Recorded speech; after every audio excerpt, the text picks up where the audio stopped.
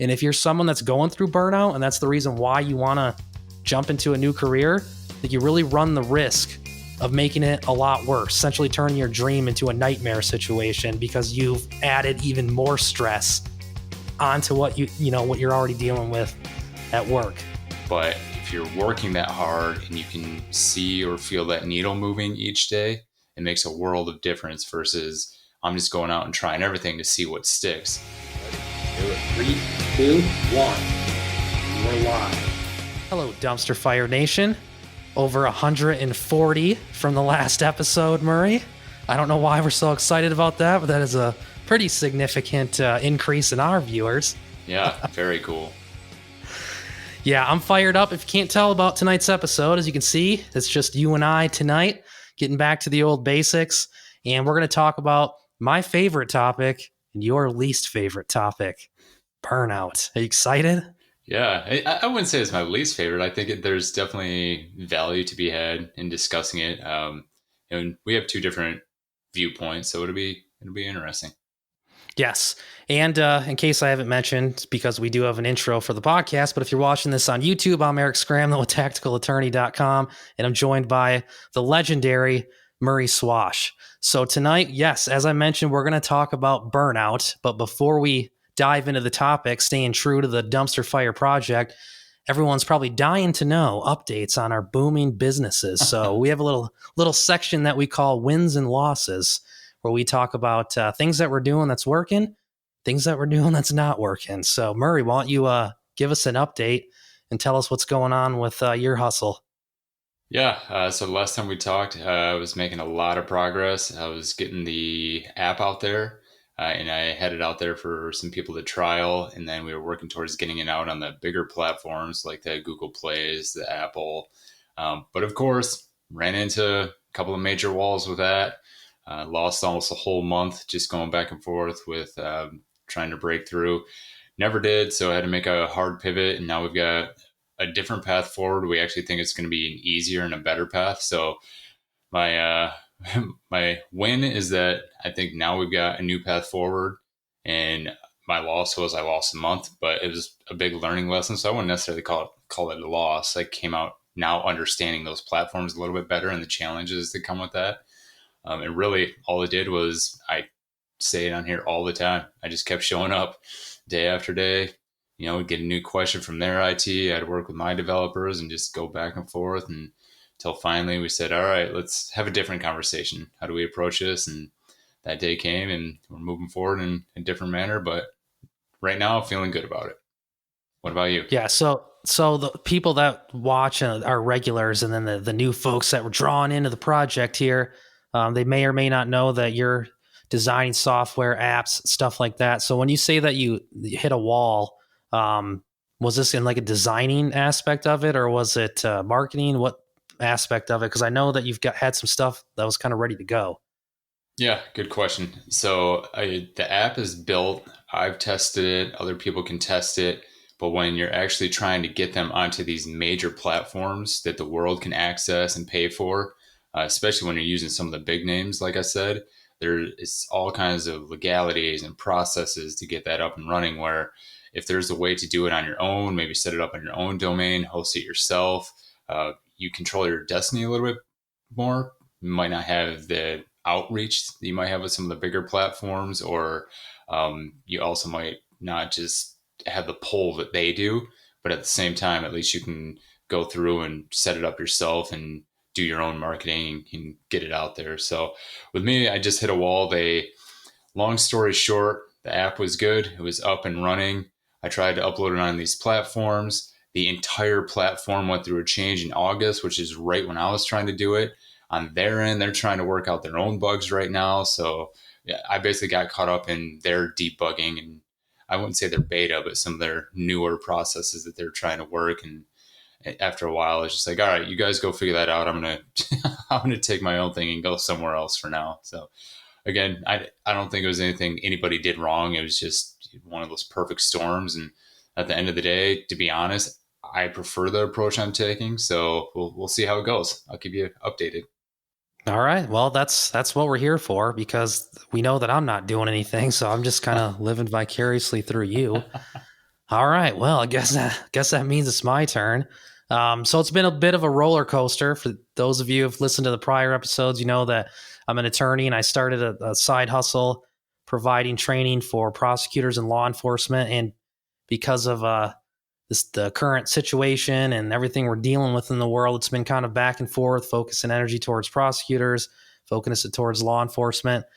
Um, Probably the last 3 or 4 months, I've put all my energy into the law enforcement aspect of it.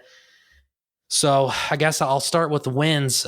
Recently, last couple of weeks, I did finally book my very first law enforcement course with a agency, a local agency here where I live. It's a smaller agency. It's actually two agencies. They're smaller, so we're going to combine them.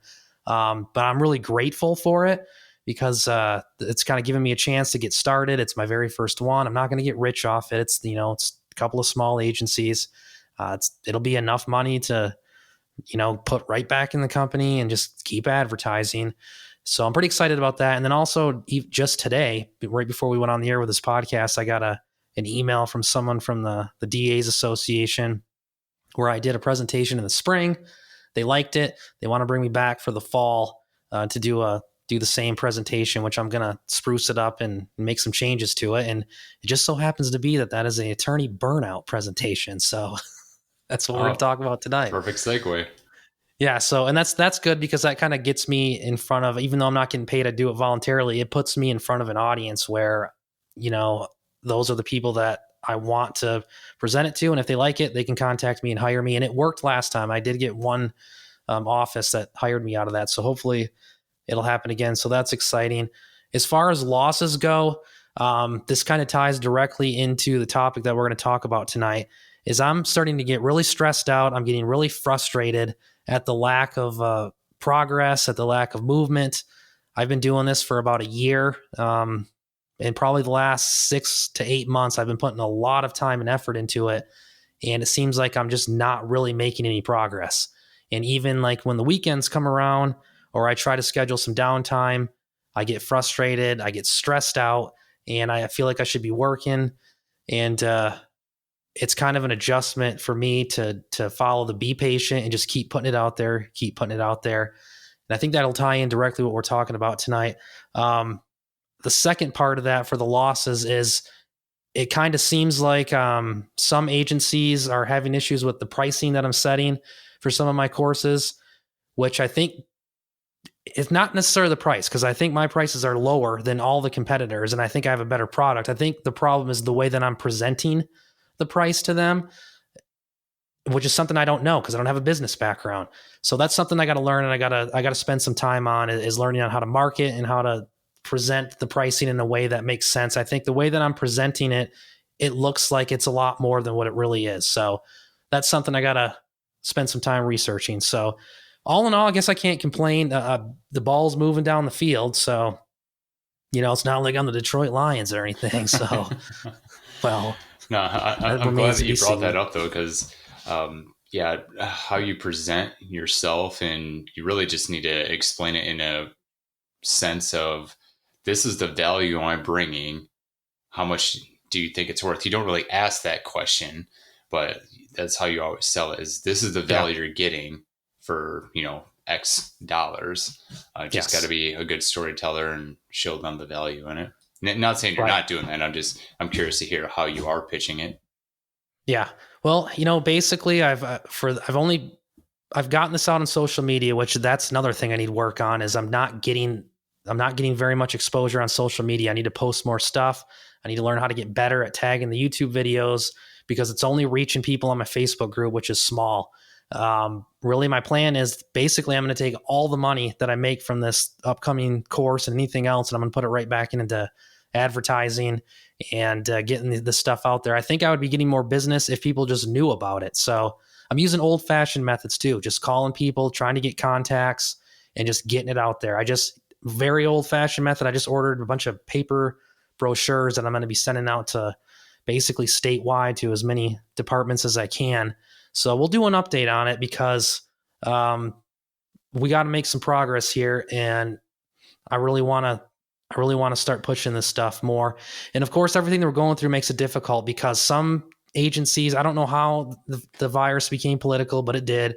So depending on if it's a conservative or a liberal area, they may want in-person courses. They may want virtual courses, which I offer both. And I could care less as long as it's legal and we can make it fit within the parameters of the law. I'm willing to do either one, but it's been a challenge. And of course, with a lot of businesses, there's hesitation to hire certain stuff. So I think like everybody else, you have to figure out a way to be creative, think outside the box and get through this and see what happens on the other side when things lighten up.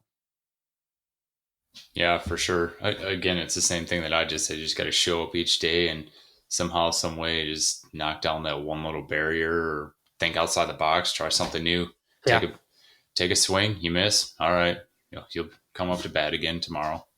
Yeah. And getting back to my my prices issue, to answer your question, I think I just have a lack of experience with business, and I'm presenting a price in a way that it looks like it's more than it is, and I need to be, I don't know, more salesman-like, I suppose, because it is. I can't do it for free, and I can't. It's just not worth it if I make the price so low, which I want to do it affordable, especially for the smaller agencies, but it's just not worth it for me to do it. It'll never be a viable, career. It'll just be a little bit of extra change, and with the liability that's associated with it, I got to figure out a way to get what I'm worth out of it, which I think I'm pretty decent. So it's a work in progress, and we'll see how it goes. We'll keep everybody updated. So yeah, that's pretty much my wins and losses. I guess it's time then to jump into the topic of the day, which I'm excited about.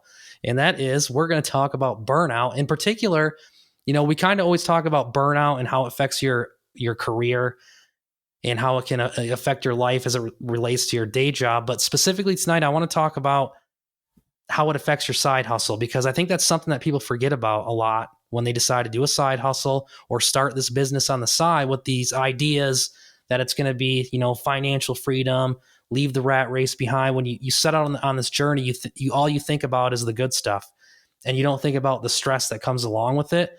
And if you're someone that's going through burnout, and that's the reason why you want to jump into a new career, that you really run the risk of making it a lot worse, essentially turning your dream into a nightmare situation, because you've added even more stress onto what what you're already dealing with at work. So, Murray, your thoughts? Yeah, I even though we're in different spots now, I started out in the same spot you're in, where the day job hit extreme burnout. There's a lot of reasons for that, where the company was owned by different groups, and it's gotten much better now. So I find it interesting that you and I are going to have two different viewpoints overall on this. But I do want to set the stage in saying that I've been there before. I've been where you're at. I remember what it was like.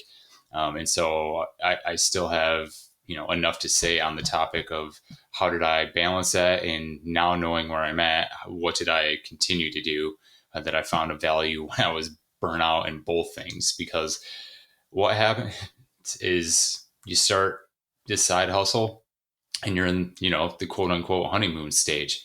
You're just so pumped and excited, and you're willing to spend every waking hour of the day working on it to get it going. And even going into it, I told myself it's not an overnight success. Everyone tells you not to even consider that. Don't think about that. If it happens, great, but chances are it's not. It's hard. Yeah. So you have the fantasies about what it's going to be like, and you start thinking in your head, well, if I can just sell this and this and this, I'm there. I can do this in a month. Yeah. And not only that, but then you get so excited that you start trying everything. So now you're stretching yourself thin. Yeah. You haven't figured out your niche. So even with all the research and prep and having known some of this stuff going into it, it's still hard not to push for it a little bit and just think like, okay, I'm going to break through, maybe I can do it a little sooner than somebody else, whatever that looks like. I just got to find, the secret sauce or whatever works for me. So with that, I definitely hit burnout as well with the side hustle. And especially when you realize, you look back and you're like, I've been doing this for how long, and feel like I'm not making any progress. And then that's when I really started using the method that I say, pick the one thing that's going to move that needle. And that's what you're going to focus on for the day. You got to find a little bit of balance between the other things in life that make you happy. And don't get me wrong, there's still a lot of hard work to be done. But if you're working that hard and you can see or feel that needle moving each day, it makes a world of difference versus I'm just going out and trying everything to see what sticks. Just be, very, make sure you plan, stick to your plan, watch the trend. If it's working, keep doing it. If it's not, be willing to pivot a little bit, but don't get too far off track. Every once in a while, you got to start over from scratch, sure. But for the most part, you can at least point yourself in the general direction. So I know I said a lot there. That was kind of the quick summary of how I went from extreme burnout to a couple little tricks I used to get to where I am now.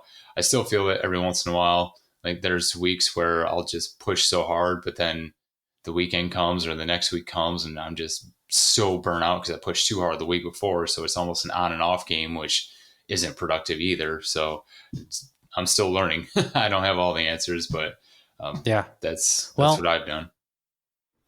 I want your viewpoint on this because like you said, you're probably over a year ahead of the game for me. So maybe I'm in a position that you were in like a year ago. And not only do we do the podcast together, but we've decided that we're going to kind of do this journey together. The podcast is just recording what we're going through. So we talk all the time about what we're doing. And I look at the things that you're doing and I think like, okay, Murray's going on a vacation this week.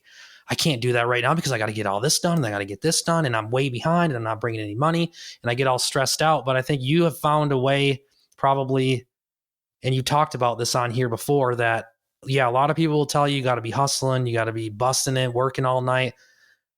Yeah, I agree. It's going to take work and I'll talk about my feelings on that in a minute, but I think you found something that I haven't found yet, which is a way to disconnect, I guess, and unplug and use that to recharge the batteries. Yeah, it's not easy. It feels forced when you first do it. Even nowadays, it still feels a little forced. Sometimes it's very hard to just be present in the moment because I'm always thinking. I like that. I'm always thinking 10 steps ahead. And I still feel that urge of, well, I'm not doing anything. Like I'm not being productive. What's the point? But at the same time, you have to understand there's value in that rest and relaxation, just clearing your mind. Some of the best minds in the world, they'll say they'll go for walks in nature, just to quiet. Like you don't understand when you're in the woods, you can't see all the trees. You take a step back and then you can see everything. It's like, okay, like it's one of those things where you need to take that time, step back, clear your mind or whatever it is. Sometimes you'll be going after a problem so hard for so long, you just can't see the solution. It's right in front of you. You fall asleep, you wake up the next day and you're like, oh, that was so obvious. Why didn't I just do that in the first place? Right. But to kind of touch on your question or your point is, yeah, it for me, it's still not easy. It's a little forced, but once you do it enough, you'll start to see the value in that as well. And even then, when I do go on vacations, I'll wake up early just so I can get a little something done for the day and feel productive. And then that helps me actually be present in the vacation. It doesn't take much. I mean, you just wake up an hour earlier than everybody else or stay up an hour later, whatever that is. Like just find a little time to do one little thing and you can just check that box for the day and it makes you feel so much better. All right, good. This is the first time we've talked about it like this. I think our viewpoints are not actually that far off because I was going to talk about some of the stuff, maybe a little bit different aspect. One other thing, in case people haven't been able to tell already, you and I have drastically different personalities. I'm very addictive personality. Smoked one cigarette in college and now I'm 38 and I'm still trying to kick the habit. I get addicted to stuff very easily. That's why, like, when I went to the dentist to get my tooth pulled, they wanted to give me like oxycodone. I'm like, oh no, I don't need to be doing heroin next week. No thanks. Give me an Advil and I'll go and get a bottle of whiskey because I'm still addicted to that too. I found that for me, I am becoming addicted to this process where I can't stop thinking about it. We were talking about a little story from this past weekend where I tried to disconnect this weekend because I had a lot the following week and I got a lot coming up. So I said, I'm going to relax. We went to this local brewery that had kind of a market going on. And I was looking at everybody's like kind of side hustles that they were doing. And I just started to think like, I got to get home. I got to get back to work. I could be doing something like this. These people are doing it. I'm not doing it. And that's adding a lot of stress to it. You don't seem to have that addictive personality. Any advice for the addicts like myself on how to disconnect or shut it down once in a while? No, I mean, I'm glad you say that, because to be honest, internally, I feel that. I feel the exact same thing. That's why I said if I'm not doing something productive, and a good example is, people probably don't realize this, I don't necessarily sit down and watch a ton of TV, because it's at the end of it, I don't personally get any value out of it. Now there's some stuff like, that's why I like comedies. It's laughing. It makes me happier. It makes me more upbeat, and just, it even helps with thinking sometimes. And they say, You know what else can make you happy? a dog, a living teddy bear. Oh, that's funny. You know me though. I love dogs. So yes, Tuco can say on the entire show. He's in the studios here today. Part of my side hustle is to watch this teddy bear. So he's in the studio today, AKA my bedroom. Sorry to interrupt you, but if we can't get listeners to come in on our own, then this right here should get you into the Dumpster Fire Project. He is our mascot. Oh, look at him. Oh yeah. Oh, so tired. He's like, oh, Dad, this is boring. All right. No, sorry to interrupt you, Murray. Keep it coming. No, we've went astray again. It's got to happen at least once an episode. We put it right in the name. Yep. No, but it's interesting to hear somebody else say that, because inside it's just constantly churning and wanting to go as hard as possible and trying to balance it out.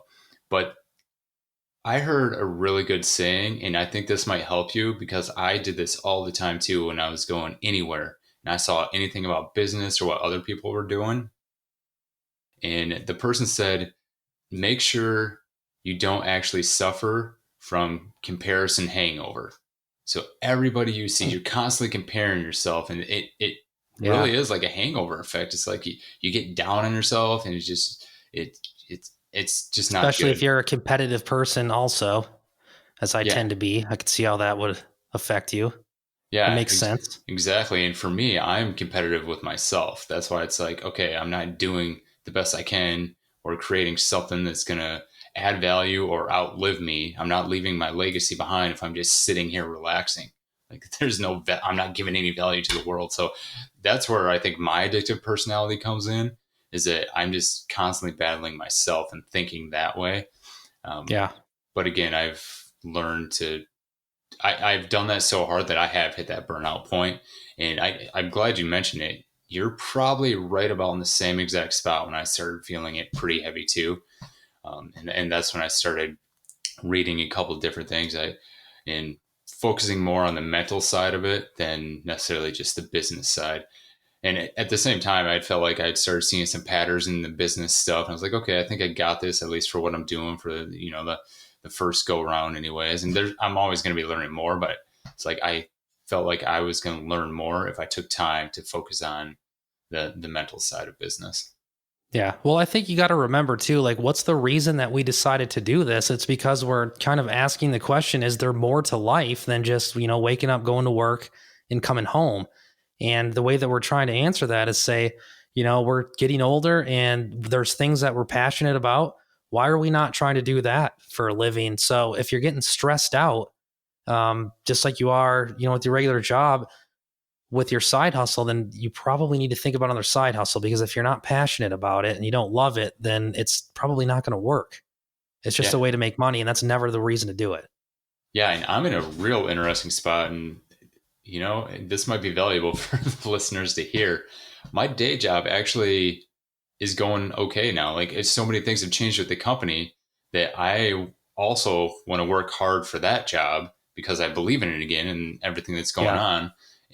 But at the same time, I believe in what I'm doing. And of course, my thing's going to have a little more of an advantage in the sense that I got to choose that. I have more power and control there. So that's more enticing to me. I want to chase that. But at the same time, I'm back to a point where I can be extremely passionate about the day job. So I've got to be careful of that, because now I could, instead of getting burnout because of stress on both ends. It's getting burnout because I'm giving too much to both ends and then running myself thin too. That's not good for either. Oh yeah. Yeah, you have to learn how to balance it. So that was going to be kind of my own advice that I need to start following myself, and things that I've learned. So, people that watch the podcast, they know I went through a pretty severe case of burnout as a prosecutor, and after that happened, I decided that I want to try to figure out what happened and research the topic. What I found is there's a lot of people out there that look at burnout, especially younger professionals that are just getting into it, because I went into it. I mean, I was ready to go. I wanted to be the best prosecutor the state ever saw, the best trial attorney. And you look, and people warn you, it's don't get burnout, be careful, set boundaries. And you look at it and you say, it's like, kind of like a disease where it's like, yeah, that person got it, but that'll never happen to me until it does. And when it does happen, it comes at different levels. And for me, it was pretty bad. And it wasn't until I pulled myself out of the situation and kind of embarked on a mission to figure out what was going on. As I mentioned earlier, one of my I guess you would call it my keynote presentation, is on what I've learned about recognizing burnout and preventing it. So I guess for me, I would talk about kind of 3 tips that I've kind of learned in researching the subject. And I think first of all, as a prelude, I already mentioned it. The whole reason, if you're doing a side hustle or a side business with the idea of financial freedom and doing something that you're passionate about for a living, I think you have to focus on, is that something that you're passionate about? If you love what you do and it has deep meaning to you, it's not going to feel like work. So right there, first of all, you should be looking forward to doing a lot of the work. And there's things that come along with being an entrepreneur that we're learning right now, that it's not all roses. You have to learn all kinds of stuff that's outside of the realm of your passion in order to make the business profitable. But for the most part, you have to do what you love. So I guess my first thing would be learning to set boundaries. And you kind of talked about this already in disconnecting. I think it's very important to recognize things that stress you out and try to identify those. For me, I've been really trying to focus on setting schedules, because I found that even though my wife is very supportive of what I'm doing, there's some nights where if I'm in the office till like midnight working, and then I have to sleep on the couch because I can't go in there and wake her up when she's got to get up early for work, it's kind of taken away from family time. So I decided to communicate with her. It's like, look, I got a bunch of work I'm going to do on these nights, but on this night, I'm taking it off. And even on the nights that I work, we're going to spend time and have dinner, and then I'll schedule time to go do it. I found that to be helpful. And I think your advice is good too, that when you have the disconnect time and the unplug time, do it. Don't be worried about other people and what they're doing. Just focus on what you're doing. My second thing I already talked about, find meaning in your work, is probably one of the most important. I think that goes without saying. But the third thing, it's something that I've studied, and I just haven't done it yet. And I've talked about it a little bit on here, and you mentioned it a little bit, and that's mindfulness, being present in the moment and the benefits that it can have for you mentally. And how do you obtain mindfulness? Meditation. Look at what I'm wearing. I look like Al Borland over here, about ready to go chop some wood. I like to shoot guns, wear cutoff sleeve camos. I'm the last guy you would picture who, like, sitting there meditating. That's an image I had to get out of my head. But when you start to understand what mindfulness and meditation is, it's not a religion. It's not like some hippie thing or whatever. It's whatever you make of it. For me, it's been walking meditation has been the closest thing that I've tried that kind of helps me. I would recommend anybody who wants to get into it and check it out. There's tons of free apps out there. I think there's a website called mindfulness.org or something like that. And there's the Calm app that's got a lot of free exercises. But I would highly recommend the book Wherever You Go, There You Are by Jon Kabat-Zinn, the father of modern day meditation. That book's changed the way that I view things and look at things. The problem is I just have to start practicing it. And I've read the book. I like the ideas, but I haven't really done much to practice it. And I think that's something I really got to try, because I think there's something to it. The people that do it, the focus that you get, the stress reduction that you get, I really think there's something to it. And it sounds like you've kind of looked into it a little bit as well. Yeah. And I'm glad that you brought that book up. I've actually heard of it, and I was curious if anyone had read it yet. So I take it you recommend it. Highly recommended. The book's a little bit dated, and I also have, this is probably what I really need to do. So after I read the book, Wherever You Go, There You Are, is more of a manual, or kind of, I call it like a Bible. You don't sit down. It's not like a long read. You got to read it in sections and understand the principles. But then I ordered, let's see, this book, Mindfulness for Beginners, where it kind of takes his book and it puts it into a practice guide. So I think this is what I need to start diving into, because I've read the book that gives the principles, and he does tell you how to do it in there. But I think this book was designed more, and it's a lot thinner too, more as a practical exercises. But yeah, I highly recommend it. It changed the way that I look at some things, and just a little bit of dabbling into it. I think there's something to it. I really do. And I really want to try it and see what happens. So it'll be nice to see if I can obtain this. And next episode will come on here. I'll be wearing like a gown, and I won't speak, I guess. I'll just be quiet the whole time. That'd be boring. I mean, you're the entertaining one on here. It would probably be more entertaining than any of our episodes thus far. And probably more information. I'm just sitting here with this low monotone voice, giving all the facts. Well, that's why the ladies watch, Murray. So, but yeah, I think you've got to find whatever meditation methods work for you. There's so much out there, but one thing it turns out that drinking is not an approved method. Yeah. So that was the first thing I looked for. It's not there. Yeah, I guess I got to keep looking. One thing that's worked for me though is I heard a stat that you're most influenced in like the first 15 minutes after you wake up. So I try and make sure that I'm thinking, either happy thoughts or gratitude, whatever that is. Turn on some kind of video to wake up to that has to deal with the meditation. But that makes sense. Yeah, and it really does. Because how many times do you wake up in the morning and you get this bad feeling? You're like, today's gonna suck, and then it does, because you got, what do they call, waking up on the wrong side of the bed. I think there is something to that. I got to stop listening to sports talk radio in the morning where they're just bitching about the Lions. That is not the way to start your day. No, but seriously, there is something to that, where so many people just wake up, instantly grab their phone and start checking emails, and the stress just goes through the roof. And if you have one bad email in there, now your day started off wrong. The same reason why they say it's that bad to rush around in the morning, because that stress carries over into the rest of the day, because that's how you started out the first 15, 30 minutes of your day. So there's one thing that I've done is just making sure that whatever I'm waking up to, I'm not thinking about the stress that's going to come. That's the big thing. It doesn't matter what I do. It's okay. Somehow just stay in this calm, peaceful state, whatever it is I'm doing, even if it's just not thinking about what's to come once I get to work. Yeah, no, that's good advice. All right. So we don't want to make this episode too long. If you're still listening, thank you. That's awesome. Yeah. Final thoughts. So final thoughts. I mean, we say this a lot in our episodes, but someone that's either thinking about starting the side hustle, they're watching what we do here, or someone that's got some experience, like you talking to me, you said that you've kind of been through what I've been through. Final thoughts on recognizing burnout with a side hustle, and what's your recommendation? I guess your main thing to overcome it or avoid it or treat it. Yeah, for me, the biggest thing is just being in tune with the mental side of it. The mastermind that I joined, I knew that there was that element to it, and they heavily focused on that, at least 50%, if not more. I would say probably more than that. And that's because you're constantly just going to be coming up against challenges. And if you know how to prepare for that, you can step through it in your mind. So that way, if and when it does happen, you know how to handle it a lot better. You can react quicker.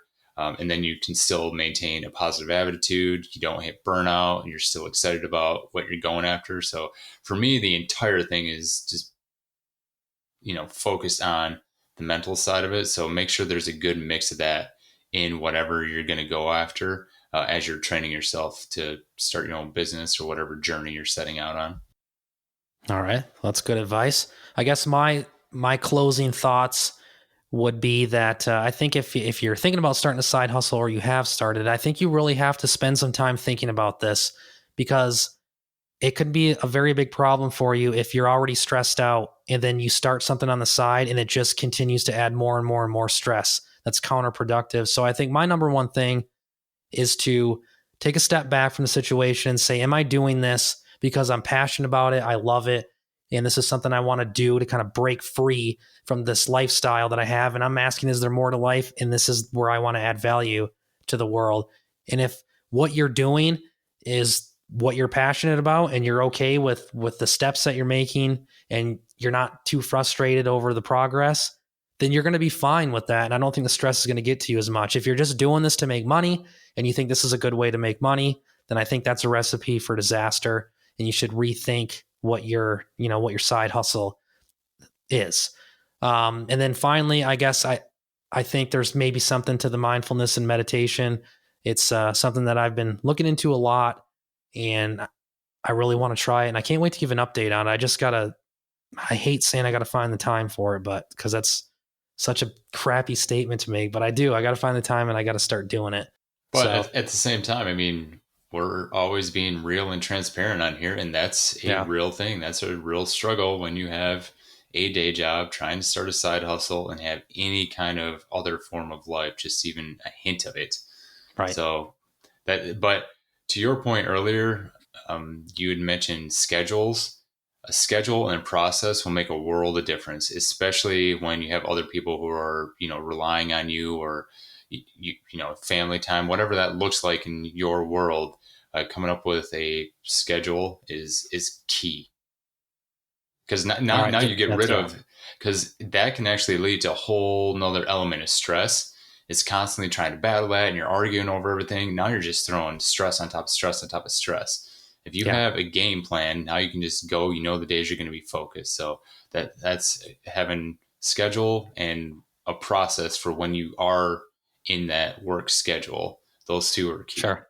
And be patient, because take little wins and say, okay, that's a win. I had a very little win today that was actually a pretty big win, and you should take the time to appreciate those wins because it helps. So I think it's good stuff, Murray. I don't know what the answer is. Like I said, this has been a mission of mine to figure this stuff out, and it's a never-ending learning process. So I'm going to keep on trying to figure out what the answer is, and I'll let you know when I find out. And I won't even charge you for it. Yeah.